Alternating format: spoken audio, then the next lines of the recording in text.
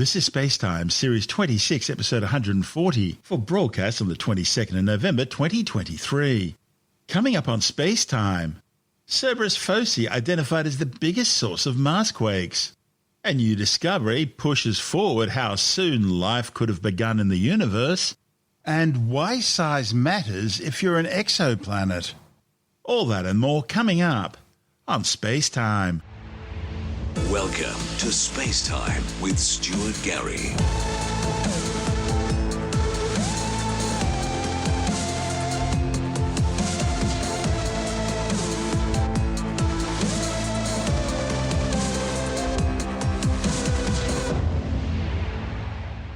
A new study of data from NASA's Mars InSight lander mission has identified the Cerberus Foci region east of InSight as the red planet's most seismically active. Since its arrival on Mars back in February 2019, InSight's recorded some 1,319 Marsquakes, the biggest reaching a magnitude of 4.7. After 4 years of operations, the lander was finally retired last year when its solar panels were covered in so much Martian dust they were no longer able to collect enough sunlight to power the spacecraft. During its operational life, scientists found that most Marsquakes are the result of meteor impact events. However, orbital observations failed to find any significant new impact craters which match the big 4.7 quake timeline.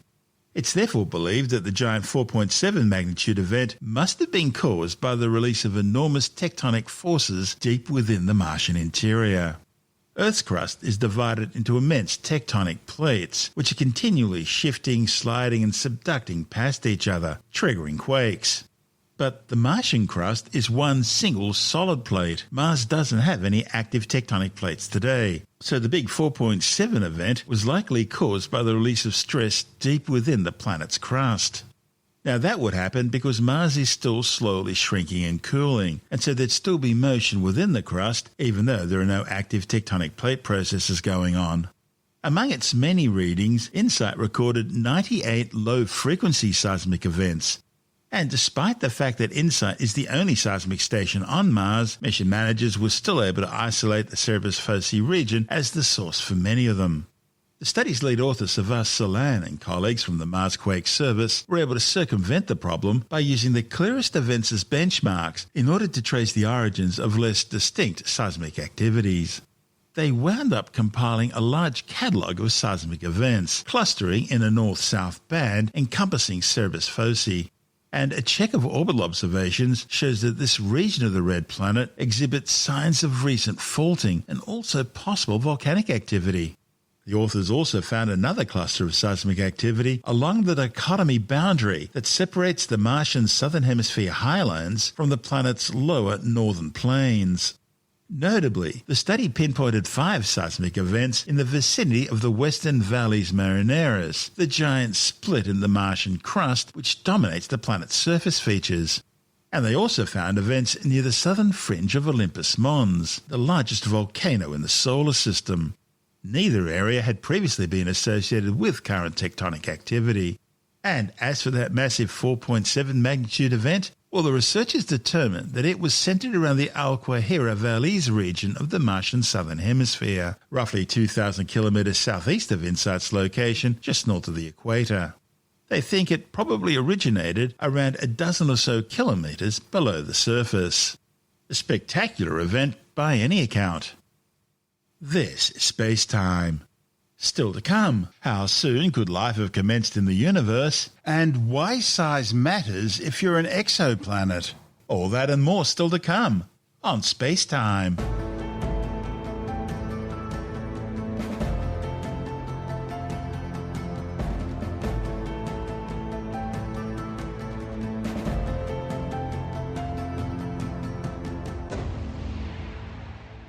A new study shows that oxygen, one of the key ingredients for most life on Earth, was already in abundance in the very early universe. The findings, reported in the Astrophysical Journal, are raising fascinating questions about how soon after the Big Bang the chemicals necessary for life existed.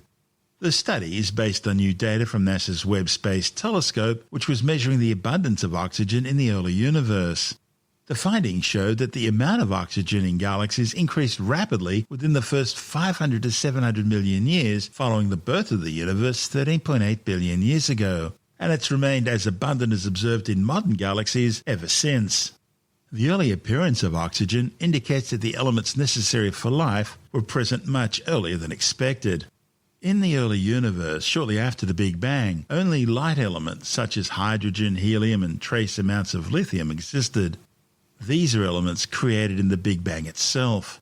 All the heavier elements, those which astronomers refer to as metals, including carbon, oxygen, iron, and so on, were all formed either through nuclear fusion reactions within stars or when those stars died, and were then dispersed through galaxies, primarily through events like supernova explosions. This ongoing process of elemental synthesis, unfolding over the vast expanse of cosmic history, created the diverse elements that constitute the world and living organisms around us today. The research team, led by Kimiko Nakajima from the National Astronomical Observatory of Japan, used data from the Webb Space Telescope to measure oxygen levels in 138 galaxies that existed in the first 2 billion years of the universe. They found that most of these galaxies already had oxygen abundances similar to what we see in the universe today. In fact, they found that they really needed to look as far back as galaxies that existed when the universe was only 500 to 700 million years old before they found significant amounts of oxygen-poor galaxies. 6 out of 7 galaxies they examined from this early time period had roughly half the predicted oxygen content. Now, what this means is that a rapid increase in oxygen content must have occurred far earlier than what scientists were expecting. Importantly, it opens the possibility that with the necessary ingredients like oxygen already available in the early universe, life may have appeared much sooner than previously thought. This is SpaceTime. Still to come, why size matters if you're an exoplanet, and later in the science report, Australian researchers design and build a synthetic chromosome which can be incorporated into a yeast cell. All that and more still to come on SpaceTime.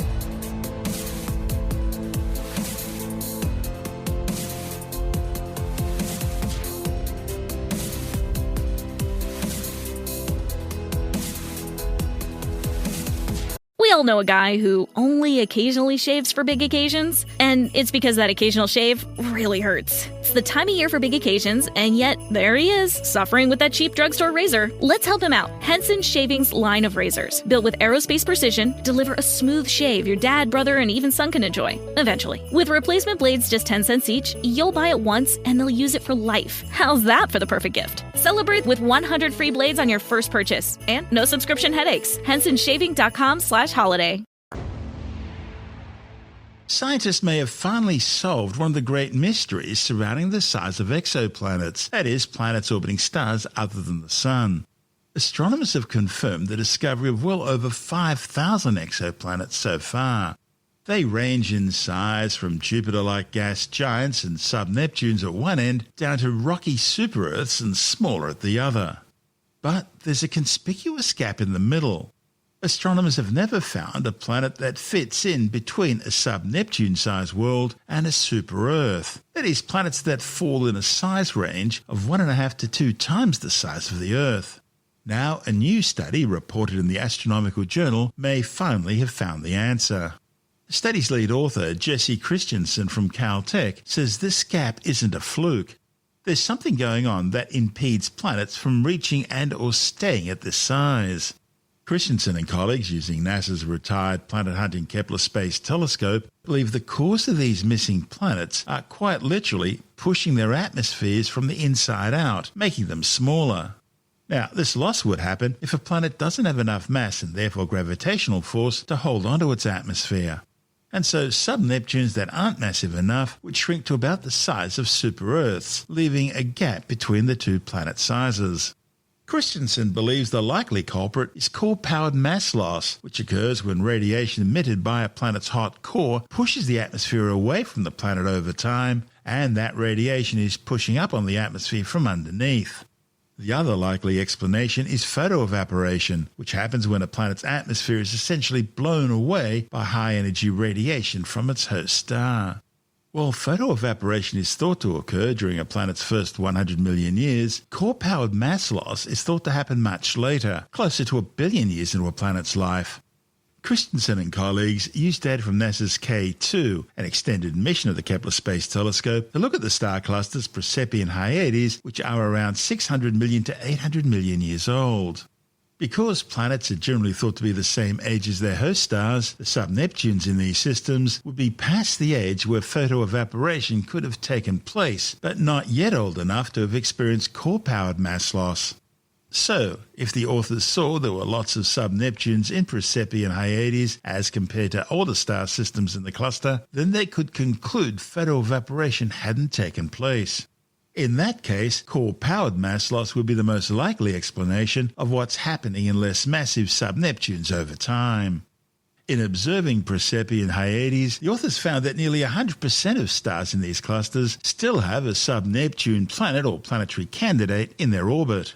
And judging from the size of these planets, the authors think they've retained their atmospheres. And this differs from other older star systems observed by K2, stars more than 800 million years old, where only around 25% still have orbiting sub-Neptunes. See, the older age of these stars is closer to the sorts of time frames in which core-powered mass loss is thought to have taken place. So from these observations, the authors have concluded that photoevaporation could not have taken place in Prasepe or Hyades. If it had, it would have occurred hundreds of million years earlier, and those planets would have had little, if any, atmospheres left. This leaves core-powered mass loss as the leading explanation for what's likely to be happening to the atmospheres of these planets. This report from NASA TV. You've seen weird, wonderful worlds in science fiction. We don't yet know what sorts of life might exist out there, but some of the planets, not unlike the ones in your favorite stories, are real. At NASA, we're studying them.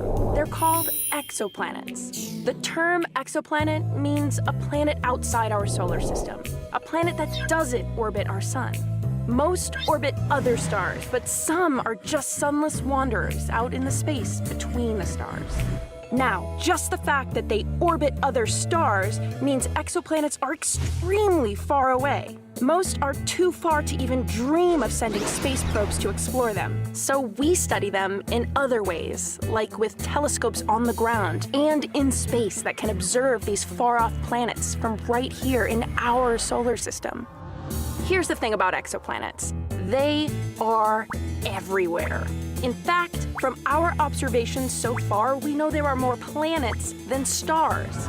So, there's our solar system, then there are all the billions of planetary systems in our galaxy, the Milky Way. Then there are all the billions of other galaxies.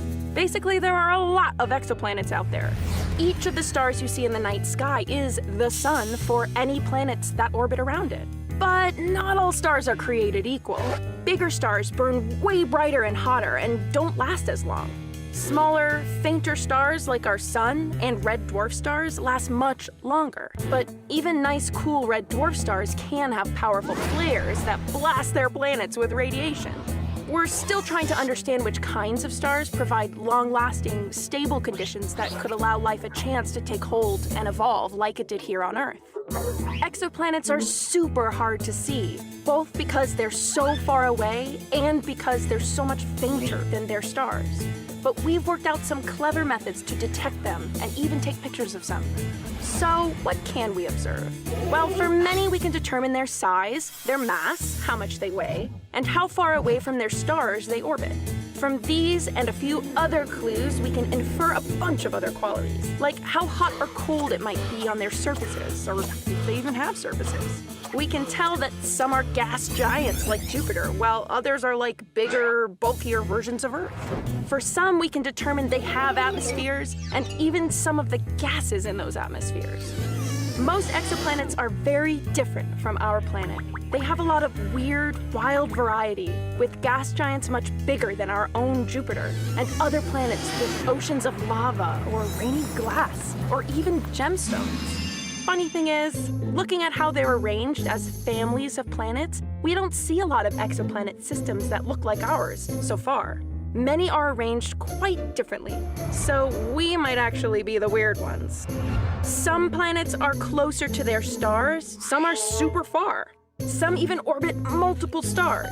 Imagine having 2 or 3 suns in the sky. So why do we study exoplanets? Well, our interest in finding worlds with life on them is a big factor.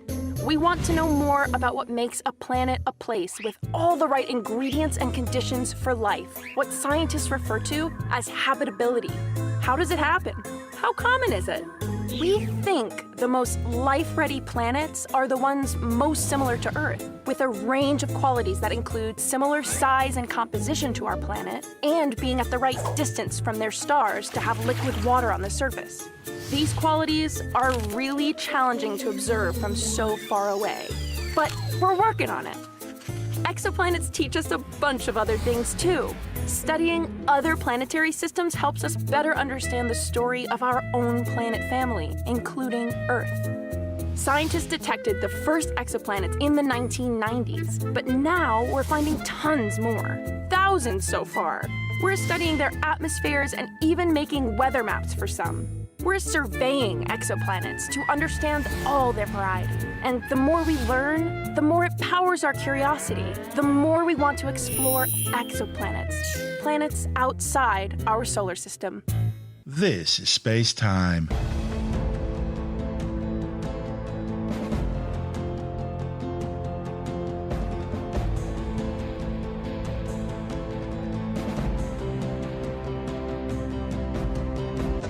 We all know a guy who only occasionally shaves for big occasions, and it's because that occasional shave really hurts. It's the time of year for big occasions, and yet there he is, suffering with that cheap drugstore razor. Let's help him out. Henson Shaving's line of razors, built with aerospace precision, deliver a smooth shave your dad, brother, and even son can enjoy, eventually. With replacement blades just 10 cents each, you'll buy it once and they'll use it for life. How's that for the perfect gift? Celebrate with 100 free blades on your first purchase, and no subscription headaches. HensonShaving.com/holiday. Don't forget that your skin is your largest organ, and the sun can be your skin's worst enemy. Dermatologist recommended Neutrogena products offer the ultimate protection for your skin. From makeup remover wipes to Hydro Boost Water Gel Facial Moisturizer, BJ's has your entire lineup of Neutrogena skincare products. And now through December 3rd, save $4 on any Neutrogena product at BJ's. Love your skin back and save now through December 3rd, only at BJ's. And time now for another brief look at some of the other stories making news in science this week with a science report. Scientists are warning that heat-related deaths are likely to see a 4.7-fold increase by mid-century under current global warming trajectories. The findings, published in the Lancet Medical Journal's 8th annual Lancet Countdown on Health and Climate Change report, brings together research from 114 leading experts around the world. The study assesses links between health and climate change. The authors looked at the threat that global warming currently poses to lives and livelihoods around the world, highlighting how each region is faring in mitigating the health impacts of climate change and assessing current efforts to transition to clean energy. After 7 years of research, scientists with the ARC Centre for Excellence in Synthetic Biology have designed and built a single yeast chromosome that takes us a step closer to having the world's first yeast strain with an entirely synthetic and versatile genome. The groundbreaking research by Australian scientists is part of the Global Yeast 2.0 project. A report in the journal Cell Genomics claims the new synthetic chromosome pushes scientific boundaries to help pave the way for a thriving bioeconomy. A new study warns that people who are never visited by friends or family are likely to be at a higher risk of dying early. The findings, reported in the journal BMC Medicine, are based on research investigating the link between loneliness and death risk. The authors based their findings on data from 450,000 patients in the UK Biobank study and asked them about their level of social interaction, how frequently they could confide in someone, how frequently they felt lonely, how often friends and family visited, whether they did weekly social activities, and whether they lived alone. Following up over a decade later, the researchers found that all 5 of these factors influenced a participant's risk of death, with the greatest risk of death most strongly linked to never having visitors. Now, the researchers noted that this study is reliant on relatively simple self-reported data. However, they say it could help inform future research on risks of loneliness and how to counter them. Google have announced plans to free up valuable cyberspace by closing old Google accounts that haven't been used for at least 2 years. With the details, we're joined by technology editor Alex Zaharov-Reutt from TechAdvice.life. Yeah, if you've got a Google account that like it's a spare one that you may have used for anti-spam purposes, or it's a loved one's account that maybe is no longer with us but you are looking after it. If it's been more than 2 years old, starting from December, Google will delete that and reclaim all the space because they've got millions of inactive accounts that are just sitting there and chewing up space, being backed up. So if you've opened up a Gmail account for whatever reason and you haven't bothered to log into it, look, you may wish for it to go. You may not care.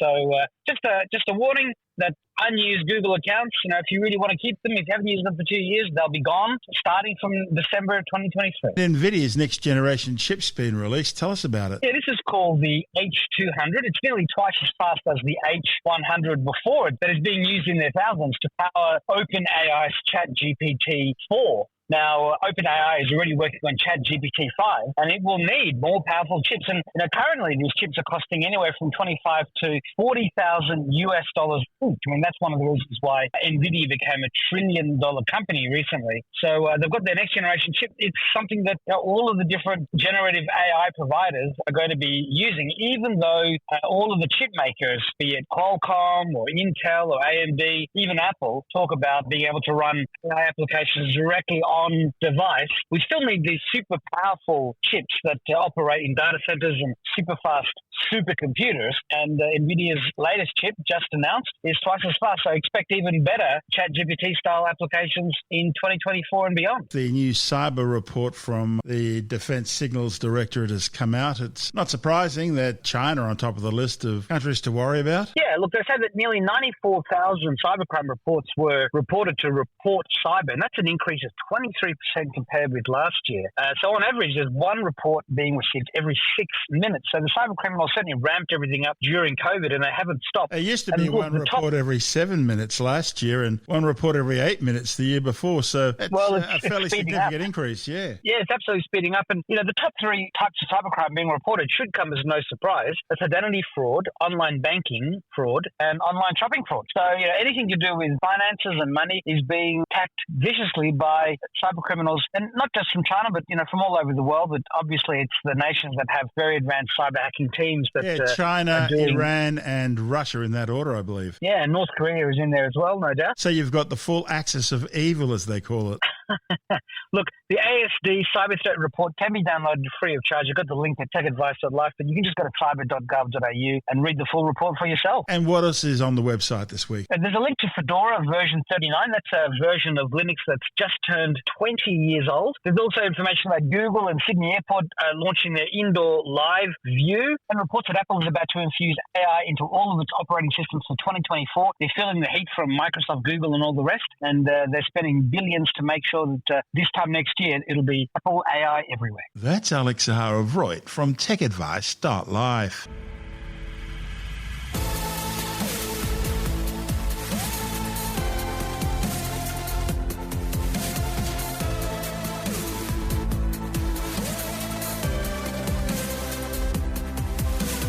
And that's the show for now. SpaceTime is available every Monday, Wednesday and Friday through Apple Podcasts, iTunes, Stitcher, Google Podcast, Pocket Casts, Spotify, Acast, Amazon Music, Bytes.com, SoundCloud, YouTube, your favourite podcast download provider, and from SpaceTimeWithStuartGary.com. SpaceTime's also broadcast through the National Science Foundation on Science Zone Radio and on both iHeartRadio and TuneIn Radio. And you can help to support our show by visiting the SpaceTime store for a range of promotional merchandising goodies, or by becoming a SpaceTime patron, which gives you access to triple-episode commercial-free versions of the show, as well as lots of bonus audio content which doesn't go to air, access to our exclusive Facebook group, and other rewards. Just go to SpaceTimeWithStuartGary.com for full details. And if you want more space time, please check out our blog, where you'll find all the stuff we couldn't fit in the show, as well as heaps of images, news stories, loads of videos, and things on the web I find interesting or amusing. just go to spacetimewithstuartgary.tumblr.com. That's all one word, and that's Tumblr without the E. You can also follow us through @StuartGary on Twitter, @SpaceTimeWithStuartGary on Instagram, through our SpaceTime YouTube channel, and on Facebook, just go to facebook.com/SpaceTime with Stuart Gary. You've been listening to SpaceTime with Stuart Gary. This has been another quality podcast production from Bytes.com.